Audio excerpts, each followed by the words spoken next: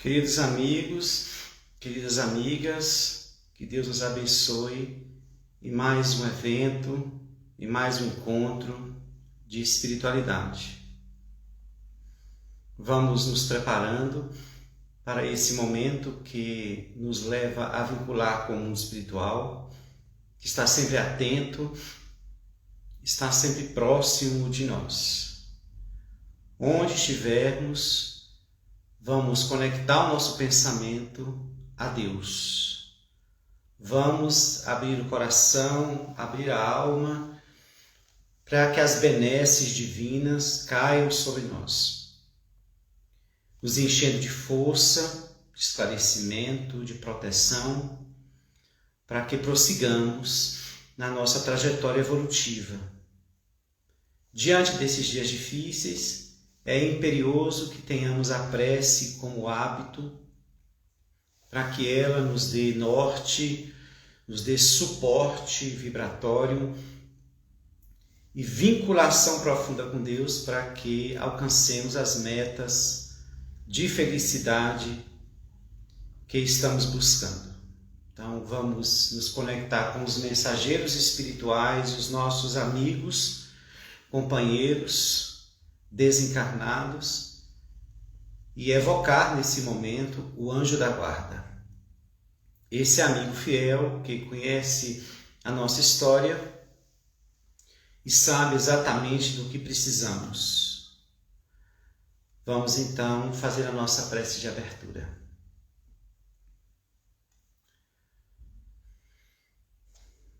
Pai de infinita bondade, derrama sobre nós as tuas bênçãos. Acolha-nos na presença de nosso Senhor Jesus Cristo. Que Ele nos auxilie nesse momento difícil e grave que o planeta enfrenta, nos ajudando a administrar as nossas relações familiares, as nossas relações sociais, e a nossa relação com a nossa vida interior. Jesus, guia-nos, proteja-nos e espalhe sobre a terra a paz de que tanto necessitamos. Tenha misericórdia, Jesus, de todos aqueles que estão em sofrimentos mais acerbos, em lutas maiores, onde a aflição campeia e o sofrimento mora. Envolva-nos nessa reflexão da noite e nos dê a tua paz hoje e sempre, que assim seja.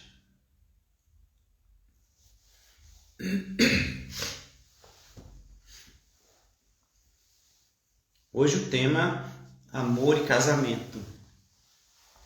Quem está nos acompanhando nas lives de terça-feira, pode perceber que em cada live nós colocamos algo que se torna imprescindível para que uma relação a dois se dê de forma equilibrada e duradoura. Então nós gostaríamos, antes de aprofundar um pouco no tema, de falar sobre exatamente esses pontos, essas características que se tornam extremamente importantes para que uma união se dê e que esse projeto de relacionamento possa vingar, possa vencer e superar todos os desafios. Como nós estamos sempre falando, já que uma pessoa vai encontrar outra, é imperioso que cada um cuide de si. Às vezes as pessoas querem alguém, querem encontrar um grande amor, querem encontrar uma pessoa para ter um relacionamento afetivo. Tudo bem, nenhum problema. A questão é que elas esquecem de se cuidar, de se preparar para o que tanto querem. Na ânsia de encontrar alguém, despreocupa-se em cuidar de si, em se preparar para esse tentame, que é um dos maiores desafios que o ser humano encontra na Terra. A ânsia, a carência de ter alguém leva-nos muitas vezes a malbaratar essa atenção que devemos ter conosco. Por isso que, para iniciarmos um projeto de relacionamento a dois, vocês já bem sabem disso, o mais importante é amar a si mesmo. Não é uma tarefa fácil, não é algo que se conquista rapidamente. Por isso que nós não estamos querendo dizer que para encontrar alguém, para se ter alguém, é preciso primeiro amar a si mesmo. Se é uma tarefa complexa e difícil, ela não pode terminar em uma existência. Então, nós não podemos deixar de viver os nossos relacionamentos afetivos porque ainda não nos amamos. Mas isso deve ser projeto contínuo do indivíduo com ou sem alguém. Porque quando eu me amo, eu me cuido, eu me preservo, eu me respeito, eu evoluo, eu crio resistências afetivas, resistências morais, melhor dizendo, para enfrentar um relacionamento de grandes desafios, para ir em busca de uma harmonia, ou pelo menos, para fazer a parte que me toca nessa relação. Para que nós não coloquemos o outro como aquele que venha nos fazer feliz. Ele não tem e nunca terá essa tarefa, e nem se quiser, vai conseguir lográ-la. O alto amor nos precata em relação a isto. A ânsia de buscar um relacionamento leva-nos muitas vezes a construir essa crença de que será o outro que vai modificar as paisagens da minha vida. Será o outro que vai fomentar felicidade, prazer na minha vida, na minha existência. Então, quem se ama já sabe que o outro não tem essa função. Se não se ama, sabe também, não é? A gente já sabe que o outro não tem essa função. Ele vem somar, ele vem casar a relação, né? O que ele tem de bom ou o que ele tem de melhor com o que o outro também tem a ofertar. É um casamento. Vem casar, vem somar. Então esse é o primeiro ponto. Se você já está casado ou casada, a pergunta fica: mas continua se amando? Continua priorizando um espaço que é só seu, de zelo próprio? Ou em meio à relação se perdeu, vive tão somente a dois e não se individualiza e não tem individualidade? Desconhece o que gosta, o que quer, o que deseja, mas sabe tudo o que o outro quer, busca e deseja. Estás atendendo o outro ou está convivendo com o outro? São duas individualidades que trazem características próprias e se entrelaçam e compartilham, ou uma está no terreno da outra, acreditando que ali é que se produz a felicidade. A criatura que se ama, ela estabelece esse distanciamento saudável. Ela está próxima, ela está presente, ela está no campo do companheirismo, mas sustentando a sua individualidade. O que ela pensa, o que ela acha, o que ela gosta, o que ela quer. A sua postura, os atos, as atitudes, o que ela se apresenta, ela se mostra com suas características, sem se perder nesta neblina do casamento, onde a ânsia é tão grande da satisfação que o outro pode lhe ofertar, que nós muitas vezes nos perdemos nessa busca. Então esse é um primeiro e mais importante tópico para se casar com alguém. Muitos casamentos têm levado muitas pessoas a desaparecer. Como assim? Antes de casar, existia, pensava na sua vida, vivia a vida, depois que casou, desapareceu.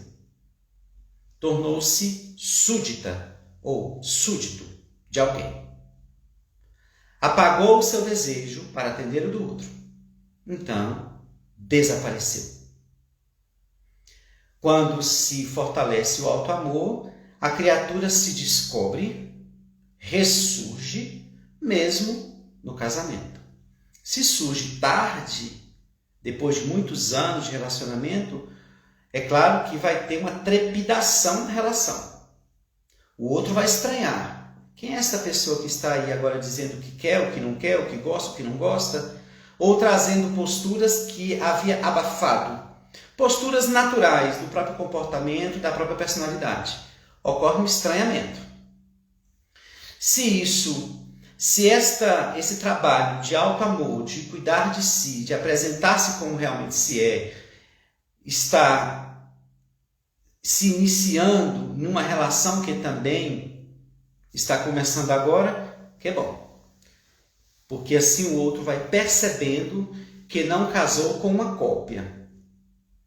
Que não casou consigo mesmo. Porque esse é o desejo do ego. Lembra que nós falamos isso? Nós procuramos sempre alguém que se pareça conosco. Porque aí vai nos agradar. Vai atender nossos vazios, nossas faltas. Bem, o outro já vai sabendo que não se trata de uma cópia, mas de uma individualidade, de um ser diferente. E que cabe a ele desenvolver todas as suas condições afetivas, emocionais, para conquistar e manter a relação. Então, quando nós vamos examinando, o alto amor vai ser o primeiro ponto.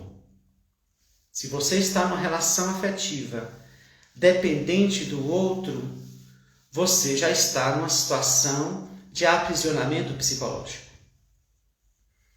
Se você tem medo de perder a pessoa, você está simplesmente por conta... Se você tem medo de perder esta pessoa e passa a servi-la, a agradá-la, mais do que a si, ou sem um nivelamento, você está sob algemas na relação afetiva.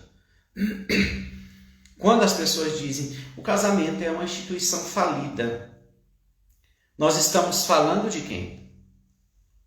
Porque uma instituição por si só não fale. Quem a leva à falência são seus administradores. Então, quando a gente espalha esse discurso, nós estamos apresentando tão somente a nossa incompetência.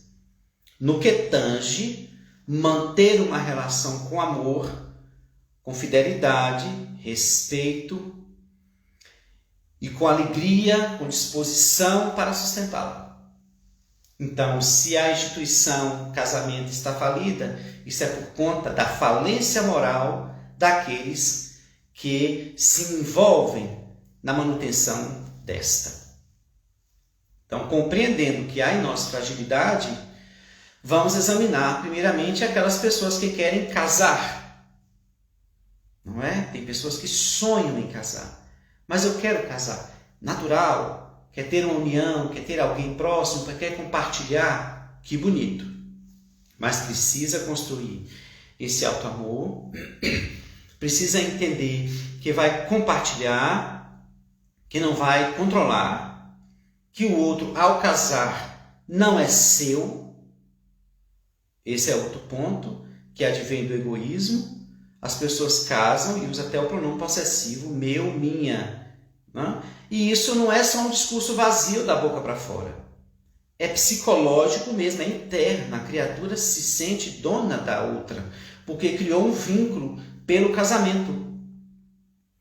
É bom lembrar que o casamento foi forjado nos terrenos da igreja.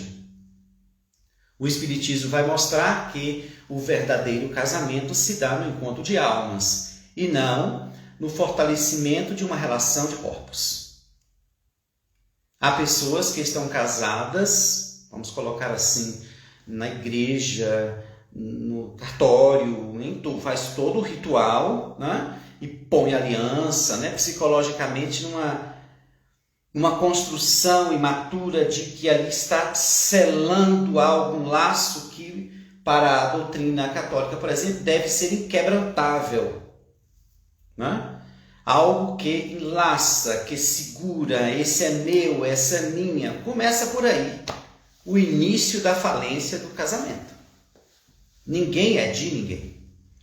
Esse compromisso civil, que não é divino, ele não segura absolutamente nada e todos nós já sabemos disso, não é? Não é à toa que surgiu ao longo das eras do desenvolvimento da criatura humana no campo afetivo, relacional, o divórcio, a separação. Porque ninguém veio no mundo para ficar com alguém forçado, produzindo sofrimentos. Se não tem condições de enfrentar esse relacionamento agora, há de ter no futuro, em outras existências. Mas se não suporta, podendo causar danos para si e para outrem, eis aí o divórcio, eis aí o desquite, eis aí os acordos para que cada um siga seu caminho. Então essa crença de que vamos casar e tem todo um ritual e se sonha com esse ritual, né? E na igreja ou na praia ou em qualquer lugar, se não for católico, enfim, mas imagine uma celebração de união, é bonito. Mas se deve buscar, o que é que se busca mesmo? Se deve entender o que é que se busca no inconsciente aí. Não venham me dizer que se busca liberdade a dois. Uma liberdade no campo do respeito à individualidade de cada um. Isso ainda não. No inconsciente é uma busca de um ser do outro, e de um controlar o outro, e de, através desse compromisso, a pessoa ser dada como minha. Isso é da predominância do egoísmo que encanta essa busca do casamento. Grande parte desse encanto que a gente tem nesse casamento é o ego na busca da satisfação. Porque para ser feliz a dois, não precisa casar. Para relacionar-se com alguém que ama, não precisa ter um altar, uma festa, uma celebração. O amor não precisa de nenhum aparato para acontecer. Ele não precisa de nenhum ritual para apresentar a sua excelência, para envolver as almas e torná-las mais felizes do que aquelas que estão sustentadas em ditos compromissos escritos ou ritualísticos. Então, há de se pensar que a criatura humana ainda está dominada pelo egoísmo. No seu inconsciente, ela quer um casamento, muitas vezes, para não ficar só. Há pessoas que buscam alguém para não ficar só. Tudo bem, mas um dia virá que nós vamos ter que aprender a ficar só. Isso não significa que devemos ficar sem relacionamentos. O que eu quero dizer é que nesse medo de ficar só, elege qualquer um ou qualquer uma para se casar. Como se alguém nada mais é do que um objeto para estar ali enquanto tampona o meu vazio. Sem pensar que esta pessoa acredita que nós a amamos, quando muitas vezes ela só está ali para cumprir uma função. E a gente conhece muitos relacionamentos assim. E por isso que eles se perdem, se desfazem, falecem, ou se tornam relacionamentos frios, vazios, morosos e sem alegria. Meio que tomado pelo tédio, tomado pela rotina, porque aquelas pessoas só querem uma a outra para ali estarem. E pronto. A relação não evolui. E dali é que surgem muitos outros problemas. Por isso que, para você que quer casar, case consigo mesmo primeiramente. Bom? Goste de você. Cuide de você, respeite-se, ame-se, preserve o que você tem de melhor. Diminua a sombra que há em ti, amparando-se no bem que faz. Tente zelar pelo seu desejo, pelo que há de melhor em você. E aí parta. Parta em busca de alguém, entendendo que se você está interessado em encontrar alguém que lhe satisfaça as aspirações, não se esqueça que o outro também, que você vai encontrar, está com a mesma expectativa. E é bom que ele encontre alguém que possa exigir dele o que oferta. Então, muito cuidado com esse sonho. É importante buscar essa relação, mas com o interesse de levar este compromisso a dois de forma séria. Você não está casando com um objeto e nem com um corpo. Você vai casar com uma alma. Você vai criar vínculos com ela e será responsável por quem cativas. Lembra? Exupéry? Pois é. E André Luiz também. Então, eu não vou casar com alguém para me fazer feliz. Ele não tem essa função. Esse ser não tem essa função. Então, eu preciso também entender que mesmo ela não tendo essa função, eu preciso ver como eu vou manejar essa relação, porque eu vou interferir na vida de uma outra pessoa. Eu posso atrapalhar a vida dessa pessoa, como eu posso harmonizar a vida dessa pessoa com o que eu tenho de melhor, com os melhores investimentos que eu ofertar. E vice-versa.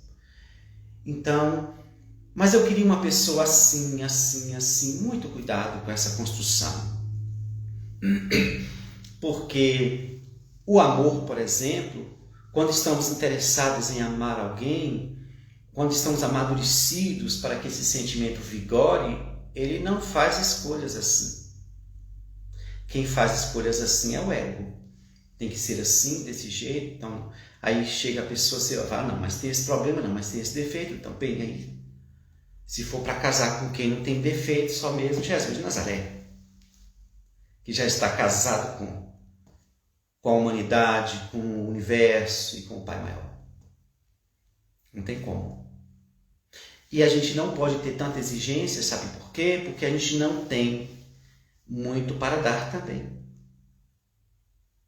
Eu não posso exigir do outro o que eu não consigo nem sustentar. Eu não posso querer alguém perfeito ou ideal, se ideal eu ainda não sou. Toda essa reflexão vai nos ajudando, ao encontrar uma pessoa, irmos com mais maturidade, com mais clareza do que seja realmente uma relação a dois. E aí essas almas não se mascaram, não precisam se mascarar. Elas vão se apresentando porque elas estão dispostas a estar com alguém e não ser boa na conquista, não ser uma pessoa interessante na conquista. Seria muito bom que a gente apresentasse o melhor de nós sem precisar criar uma fantasia do melhor de nós. Por isso que a autotransformação se torna essencial. Quanto mais eu me melhoro, mais eu fico... Mas eu menos preciso de máscaras para me apresentar para alguém, caso eu queira conquistá-la para um relacionamento. Eu me apresento realmente como sou, porque eu sei que é aquilo que eu já conquistei, ser-me-á, virtudes que me garantirão o interesse do outro. Então é importante tomar cuidado para que a gente não crie uma fantasia acerca de nós, na busca de atender a carência, para depois essa pessoa descobrir que a gente não era nada daquilo. E a gente, por um início equivocado, perder aquele relacionamento por imaturidade. Então, para você que quer casar, case consigo mesmo, repense ou pense sobre o que é realmente uma relação afetiva. Você vai estar casando com uma alma, não é com um objeto, e você será responsável por tudo o que passar. Tente apresentar você como você é, tentando, claro, ter sempre o cuidado de não apresentar o que de pior se tem, porque isso já seria uma agressão ao outro, mas mostrando a disposição de melhorar, entendendo que essa relação a dois é uma experiência de crescimento. Não é uma experiência para tamponar vazios ou aplacar carências, ou para dar satisfações sexuais afetivas. Não é tão somente para isso. O casamento entre duas pessoas, seja em que formato for, deve ser um compromisso, deve ser um investimento de crescimento intelecto-moral. E não uma relação para se ter gozo, para se ter prazer, para se ter satisfação, ou às vezes até para dizer que é casado ou que é casada, porque ainda, pasmem, ainda encontramos pessoas que querem casar para não serem vistas como pessoas sozinhas. Quando as pessoas vão dizer que eu já ouvi isso muito no consultório, as pessoas falam, mas eu tenho medo de as pessoas me olharem e me achar frustrado ou frustrada, ou ficou para titia ou para titio. Nós já conversamos isso aqui. Você quer agradar a quem? A sociedade ou a você? Ou a sua consciência? Bem, se você quiser agradar a sociedade, já recebeu sua recompensa, como diz Jesus. Mas se você quiser agradar a sua consciência, você vai ter que ter muita segurança do investimento que você está fazendo. Quando você casa, você estará fazendo investimento para si e não para a sociedade. Se você quer que todo mundo lhe veja com alguém, me diga aí qual o ganho que você tem. Real, eu quero ganho real. Qual é o ganho real que você tem? As pessoas olham para você e falam, ela casou. Sim, e daí? O ganho é na relação lá. Está tendo? Nem sempre tem. Goza tão somente por estar na sociedade mostrando que está casado. Sim, mas intralar o sofrimento paira. A insatisfação, a infelicidade. Então, o que é que você quer? Gozar de uma felicidade sua, real, ou promover o teatro para agradar os outros? Então, o casamento é um investimento para crescimento intelecto-moral, acima de tudo. O prazer e tudo que se nutre daí está em segundo plano. Tá bom? Em segundo plano. Isso ainda tem que ser batido bastante na humanidade. Não se tem essa mentalidade. É uma mentalidade materialista. Eu vou casar para ser feliz. Aqui e agora. Mas o casamento é um investimento afetivo para fazer você se auto-iluminar, desenvolver o sentimento do amor, para ao sair daqui, ampliar esse sentimento e sair levando uma maturidade maior, um investimento espiritual, moral, intelectual. Para os que já estão casados, bem, você, a depender do tempo de convivência, você já conhece a pessoa que está do seu lado ou não? Nós também falamos sobre isso. Você conhece essa pessoa? Existe diálogo na relação? Se existir, ótimo. Forte ferramenta para que as coisas se resolvam, para que vocês se alinhem e dê certo. Para que vocês possam produzir aí o movimento da amizade e poder encontrar no outro um grande suporte para vencer as dificuldades particulares. E assim, nesse compartilhamento, um ajudar o outro nessa ascensão a dois. Se não há diálogo, não há acordo, há muitas vezes a predominância de um sobre o outro, do desejo de um sobre o outro, há controle, ou há um arquipélago formado entre formado por duas ilhas, cada um no seu mundo, se encontrando ou à mesa no jantar, na mesa do jantar, ou do almoço, ou na cama, ou no sexo, ou não. É um encontro do ritual casamento, mas do ritual do real alma, estão vivendo em ilhas. E muitos não tentam fazer pontes, enquanto outros não querem acordo. Se os dois querem restaurar a relação, vão criar essa ponte e vão restaurar pelo diálogo, pela conversa, pela humildade de assumir os erros e fazer o movimento para mudar. Mas para fazer tudo isso tem que ter amor. Se não tiver, não há estímulo nenhum para o indivíduo mudar.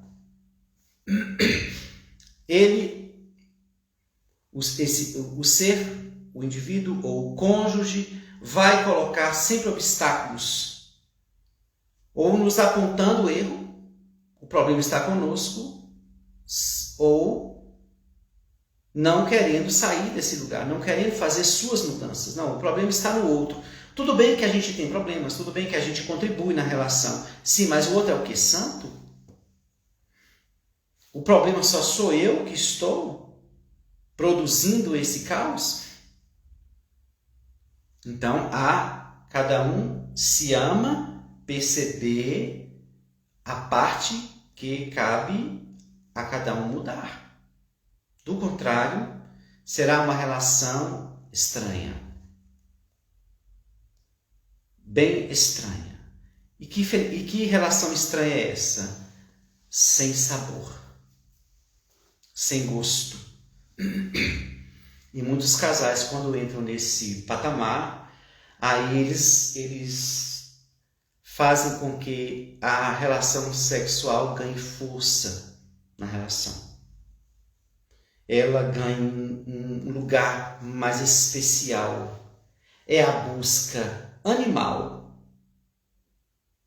para sustentar o que o moral não consegue. Não há sentimento para restaurar a relação. Então vamos ampliar aí a questão sexual? Atendi um caso de um homem que me disse uma vez: a minha relação está acabando. E eu perguntei por que. Ele disse: nós estamos muito maus na cama. Eu disse: então é melhor mesmo que termine.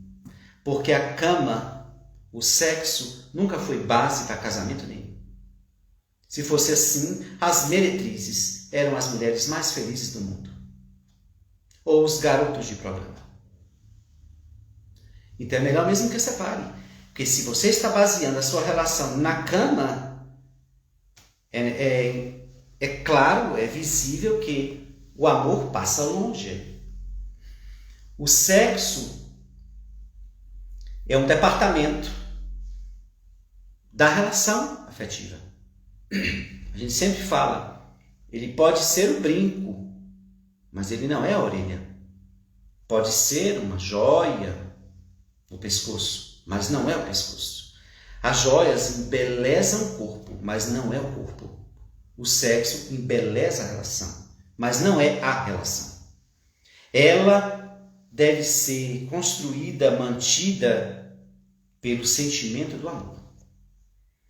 Então as pessoas cambam para essa busca, tentando fazer um investimento pelo campo sexual, quando deveriam buscar se realmente tem sentimento suficiente para dar condição à manutenção daquela relação.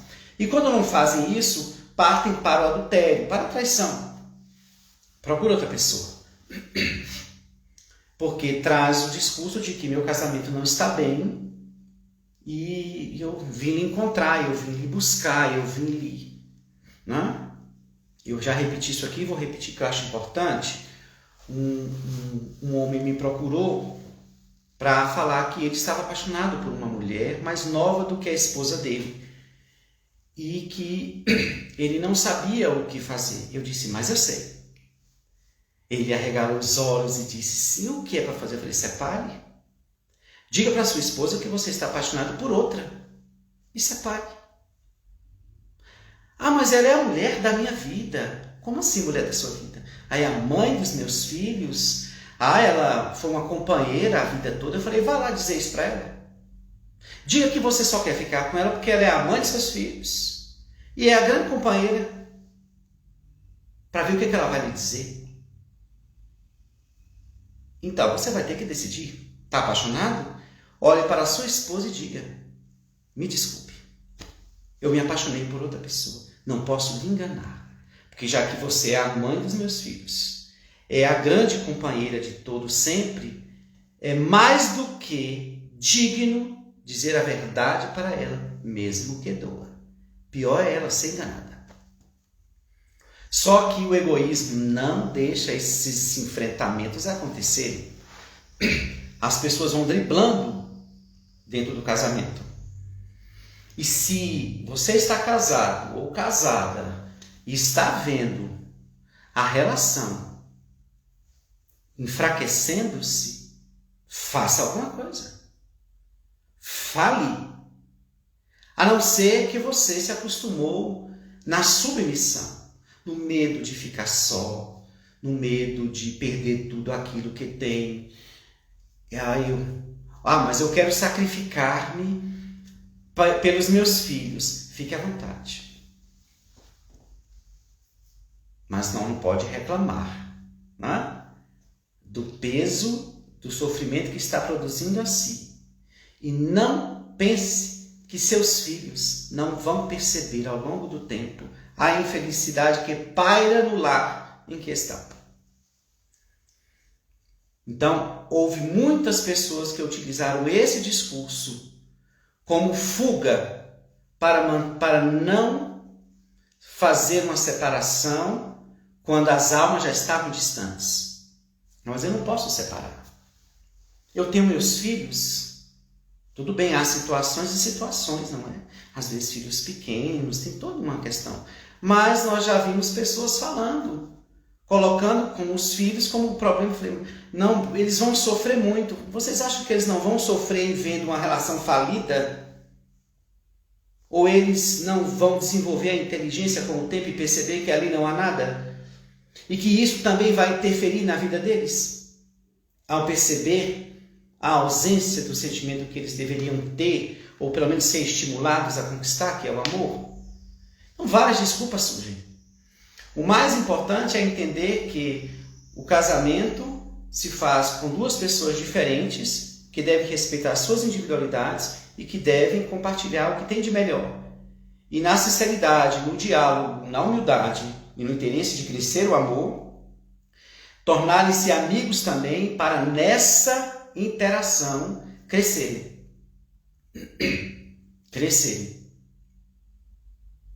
Então imagine que para estar casado com alguém e poder fazer dessa relação uma relação feliz é de ser parabenizado. Alguém que consegue não estar casado por tantos anos, porque não são os anos, mas como esse casamento está em paz, equilibrado e evoluindo. Amigos e amigas, eu queria dizer uma coisa para vocês que parece que as pessoas esqueceram, ou se não esqueceram, não entenderam muito bem. Toda relação afetiva tem que evoluir, não é? Como é que a gente fica sabendo que uma relação afetiva está evoluindo? Quanto mais, à medida que a gente percebe que a felicidade aumenta na relação. E aí a pergunta é, está aumentando? Cada dia que passa, ou cada período que passa, estás mais feliz? Não. Muita gente fala, não, tá mais que estacionado, ou não era como antes. E aí a gente percebe, não teve base, um sentimento de amor real. Ou por ambos, ou por um deles. Então a relação teria que evoluir. E não, eu estou bem no casamento. Que bem é esse que você está falando? É esse bem morno, de estar tudo no lugar, estou casado, cumpri meus deveres, ele também, os filhos, e é isso? Sim, mas está melhor do que o período passado? Ou não? Então, o amor maduro, ele produz evolução na relação. as criaturas vão ficando cada vez mais satisfeitas e felizes por estar ali numa relação que vai evoluindo e ganhando um patamar de desapegos, de ausência de conflitos por picuinhas. Aquelas duas almas vão se entrelaçando pelos laços da alma e conseguem entender umas às outras só pelo olhar, pelo toque ou até pelo silêncio. O amor vai dando uma dimensão de segurança para aquelas almas que não sentem necessidade de trair porque estão plenas. Não precisa de uma terceira pessoa. Tem a si porque se ama e tem uma relação de troca satisfatória que nem sempre é pelo viés do sexo, mas pelo viés da companhia, do companheirismo, da amizade, do carinho, do afeto. A sua relação está evoluindo? Se ela não está, bem, parou em algum ponto e está faltando o combustível do amor. Se tiver, coloque. Se não tiver, ou carrega do jeito que está, ou tome uma decisão. Arilson, você está propondo as separações? Não, nós estamos propondo aqui a criatura que ela faça exatamente, que ela siga exatamente a meta divina. Qual é a meta divina? Deus lhe colocou na terra ou criou-lhe para ser feliz. Você está feliz? Se estiver, amém. Agora, se não estiver, você vai ter que fazer alguma coisa. Isto é, se você tiver coragem. Coragem de ser feliz. Uma mensagem de Joana de Ângeles. Decisão feliz. Uma mensagem de Joana de Ângeles. A decisão feliz não significa que é uma decisão agradável, muito pelo contrário. É uma decisão que tem sacrifícios e tem renúncias, porém com a meta de ser realmente feliz. Então, como é difícil lidar com esses assuntos, nós vamos percebendo quão grande está a imaturidade da criatura humana em pensar sobre isso. Em achar que dentro daquele casamento tem que haver solução. Só pode haver solução se tiver amor. Se tiver, o amor tem 1000 portas, 1000 saídas. Ele reinventa a relação dia após dia. Há sempre, diz Joana de Ângeles, no livro Amor Imbatível de Amor, há sempre um encantamento, nunca perde e sempre se renova. Nunca é tedioso, repetitivo. E por mais que algo ocorra repetidamente, repetidas vezes, tem um sabor diferente. Olha que beleza é o sentimento do amor maduro. É esse sentimento que Jesus trouxe. É com esse sentimento que ele nos vê. Então, é um sentimento que sempre renova as almas. Sempre dá estímulos para continuar, para lutar por aquela relação.